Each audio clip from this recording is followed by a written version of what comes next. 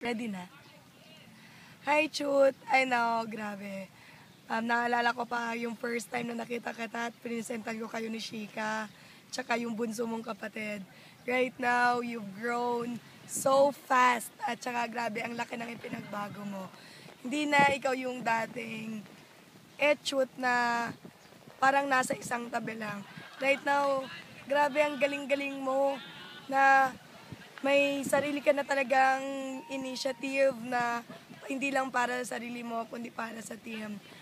Continue that kind of attitude. And at the same time, continue yung excitement level mo at saka yung love mo sa team. Ang layo-layo pa talaga ng mararating mo. Itong gold natin, sobrang pang-sharer lang talaga to eh. Next time nahihingan mo talaga ako ng message. Nasa Paris na tayo or nasa Statue of Liberty tayo. Diba? Kaya ngayon pa lang, pagbalik natin sa Manila, atawin na natin, pagtulungan natin yung pagrurubi natin. Kasi grabe, tip of the iceberg, wala pa nga eh. As in, sobrang wala pa sa tip. Tama! Kaya, wala na, drop off na lahat ng procrastination, lahat ng comfortability.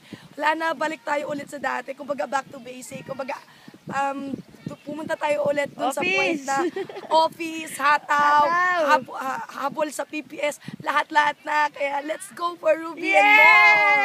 Yes! Thank you, Ate Charlene!